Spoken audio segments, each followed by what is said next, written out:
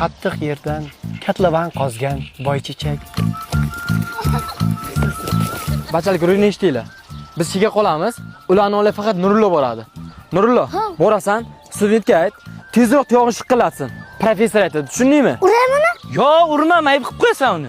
Yumshoq yerdan karkas to'qigan boychechak. O'ldirdi sayohat qayim bo'lingi. Nima qilyapsan? Qani surberdan ana professor aytdi. To'xtangda. Ushmoqchimisan?